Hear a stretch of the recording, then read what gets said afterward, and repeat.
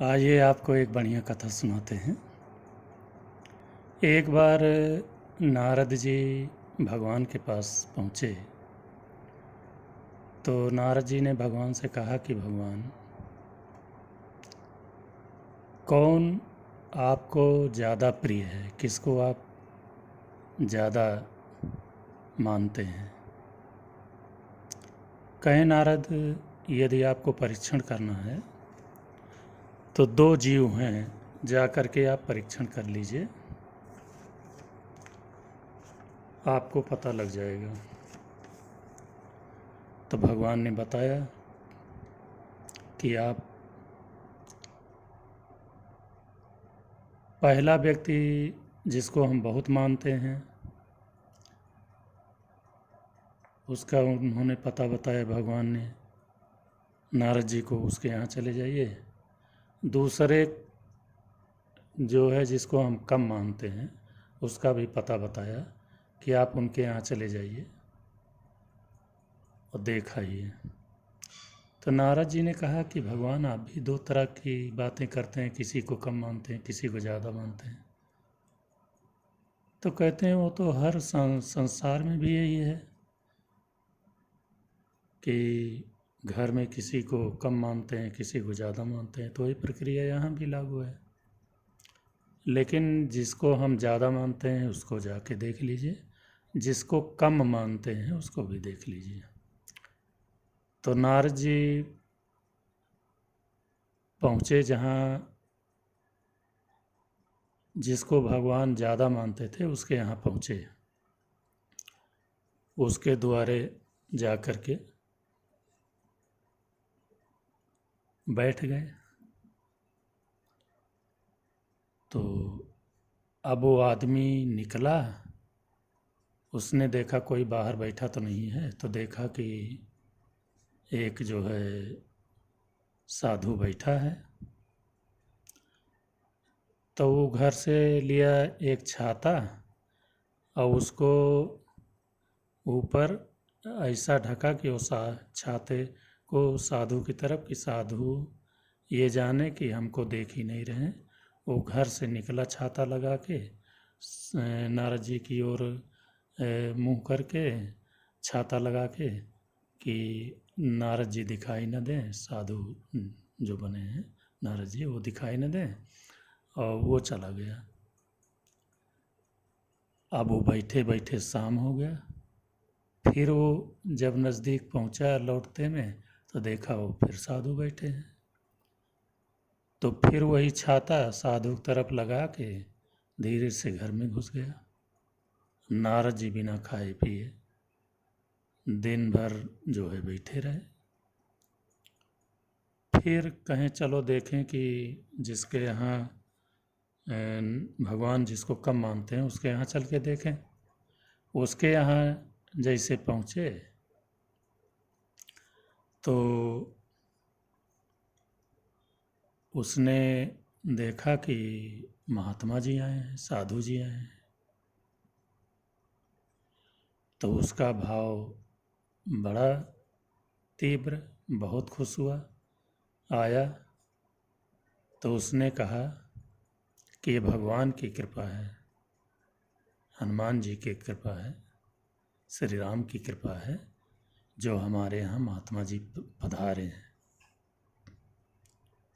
उसने कहा कि अब मोहि भा भरोस हनुमंता, बिनु हरि कृपा मिले नहीं संता। तो प्रभु की अगाध कृपा है, प्रभु की हमारे ऊपर, हनुमान जी की, जो महात्मा जी पधारे हैं। ले गया भैया महात्मा जी को, बड़ी भारी थाली लाया, उसमें पाँव धोया, उसके बाद मस्तक लगाया, पैर पोंछा, चरणा वृंद मान करके पान किया, घर में छिड़का जल। उसके बाद काव लाएं, क्या खाएंगे महात्मा जी, जो मांगे वो ला ला करके खिलाया पिलाया, दूध पिलाया। उसके बाद कहा कि अब रात हो गई है, अब आप सो जाइए। पैर दबाया। नारद जी ने देखा कि भगवान जो है जिसको बहुत मानते हैं उसने कुछ नहीं किया, और ये जो है जिसको कम मानते हैं ये हमारी बड़ी सेवा किया। पैर वैर दबाया। फिर नारद जी कहें अच्छा जाओ सो जाओ, हम भी सो जाएं। जब सब लोग सो गए तो नारद जी चल दिए। आए भगवान के पास ये सोचते हुए कि पता नहीं हम ही भूल गए हैं कि उल्टा चले गए, भगवान जिसके यहाँ पहले भेजे थे उसी को जो है कम मानते हैं, जिसके यहाँ हम खाए पिए इसको ज़्यादा मानते हैं, क्या बात है। अब यही सोचते हुए भगवान के पास आए लौट के, तो कहें भगवान कुछ भूल हो गई हमसे शायद, जिसके यहाँ हमारा सेवा बारी में खूब हुआ है उसको आप ज़्यादा मानते हैं कि जिसके यहाँ पानी को नहीं पूछा गया उसको ज़्यादा मानते हैं। हमारे समझ में नहीं आ रही बात। कहे नहीं नहीं, आप सही जगह गए थे, सही तरीके से गए थे। जिसको मैं बहुत मानता हूँ, जिसने आपको पानी नहीं पूछा है वो सही गए हो। जिसको कम मानता हूँ उसके यहाँ आपकी सेवा हुई है। तो कहें फिर ऐसा क्यों, वो तो कुछ करता नहीं, सेवा सत्कार और भजन किसी का जो है करता नहीं, तो क्यों मानते हैं। तो भगवान ने कहा वो अपने आप सब कुछ करता है, उसकी चिंता हमको नहीं रहती, इसलिए मैं उसको बहुत मानता हूँ। उसकी जिम्मेदारी हमारे ऊपर नहीं है। दूसरे के यहाँ जो गए थे उसकी जिम्मेदारी रहती है, क्योंकि वो मेरे भरोसे रहता है, वो सदा समर्पित रहता है हमारे भरोसे। तो हमको बड़ा चिंता रहती है उसकी, उसको कोई भी कमी हो, कोई भी दिक्कत हो तो हमको पूर्ति करना पड़ता है। कैसे? करहूँ सदा तिनको रखवारी, जिमि बालक राखै महतारी।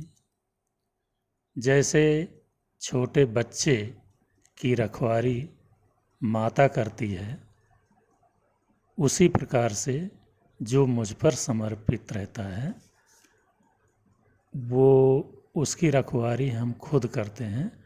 तो इसलिए हमको उसकी चिंता रहती है, और पहले वाली की चिंता नहीं रहती, वो तो खुद करता है। इसकी वाली सदा चिंतन में हम रहते हैं, सदा कुछ न कुछ दिक्कत रहती है तो उसको हम देखते रहते हैं।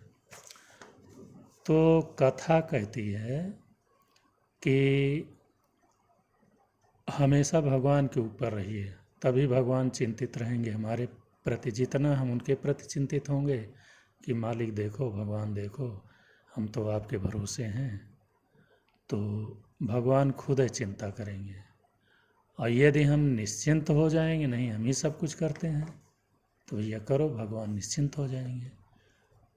तो कथा यही कहती है कि आप भगवान को समर्पित हो जाइए, सब कुछ उन्हीं भरोसे छोड़ दीजिए, वो खुद जो है आपका ध्यान रखेंगे। अब केवल भगवान का भजन करिए, क्योंकि ये भैया उम्र बीती जा रही है, और नहीं याद करेंगे भगवान को तो फिर क्या करेंगे। उम्र जो है बीतती जा रही। इस पर एक भजन भी है कि चली जा रही है उम्र धीरे धीरे, चली जा रही है उम्र धीरे धीरे, पल पल में ये आठों पहर धीरे धीरे। चली जा रही है उम्र धीरे धीरे, पल पल में आठों पहर धीरे धीरे।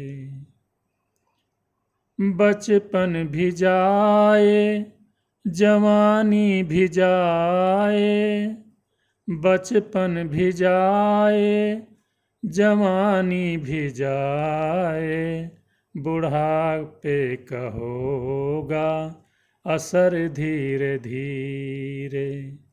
चली जा रही है उम्र धीरे धीरे, पल पल में आठों पहर धीरे धीरे। बचपन भी जाए जवानी भी जाए, बुढ़ापे का होगा असर धीरे धीरे। चली जा रही है उम्र धीरे धीरे, चली जा रही है उम्र धीरे धीरे। तेरे हाथ पाँवों में बल न रहेगा, तेरे हाथ पाँवों में बल न रहेगा। झुकेगी तुम्हारी कमर धीरे धीरे, झुकेगी तुम्हारी कमर धीरे धीरे। चली जा रही है उम्र धीरे धीरे, चली जा रही है उम्र धीरे धीरे।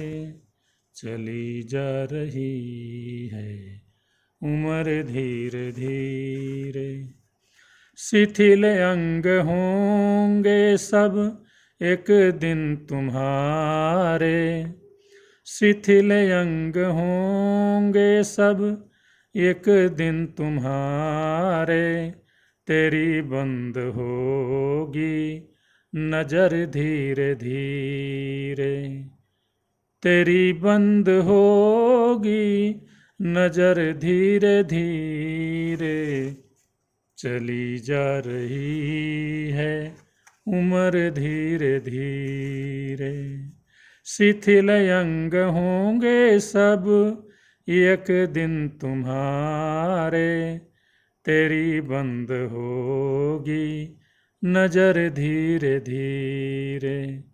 चली जा रही है उम्र धीरे धीरे, चली जा रही है उम्र धीरे धीरे। पल पल में आठों पहर धीरे धीरे, चली जा रही है उम्र धीरे धीरे।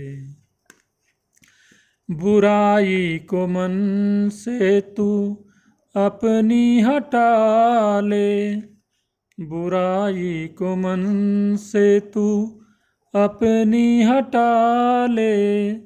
बन जाए तेरा जीवन धीरे धीरे, बन जाए जीवन तेरा धीरे धीरे। चली जा रही है उम्र धीरे धीरे, पल पल में आठों पहर धीरे धीरे। चली जा रही है उम्र धीरे धीरे। बुराई को मन से तू अपनी हटा ले, बन जाए जीवन तेरा धीरे धीरे। बुराई को मन से तू अपनी हटा ले, बन जाए जीवन तेरा धीरे धीरे। चली जा रही है उम्र धीरे धीरे। भजन कर हरि का तू पल पल वो प्यारे, भजन कर हरि का तू पल पल वो प्यारे। मिल जाएगा वो सजन धीरे धीरे। चली जा रही है उम्र धीरे धीरे, पल पल में आठों पहर धीरे धीरे। बुराई को मन से तू अपनी हटा ले, बन जाए तेरा जीवन धीरे धीरे। चली जा रही है उम्र धीरे धीरे, पल पल में आठों पहर धीरे धीरे।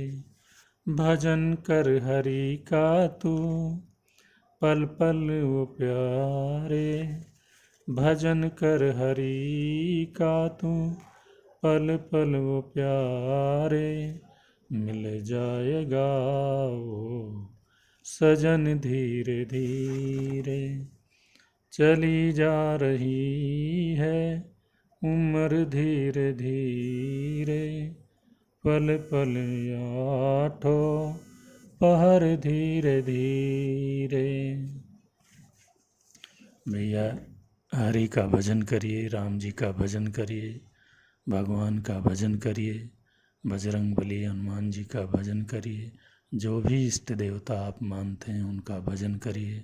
ये उम्र धीरे धीरे निकल जा रही है, भजन करते रहेंगे तो इष्ट देव जिनको भी आप मानते हैं, ईश्वर भगवान जो भी आप सच्चिदानंद जिनको भी मानते हैं वो आपको मिल जाएंगे और आपका कल्याण होगा। यदि ये वक्तव्य कथा आपको अच्छी लगी हो तो कृपया लोगों को भेजिए, शेयर करिए। धन्यवाद, प्रणाम।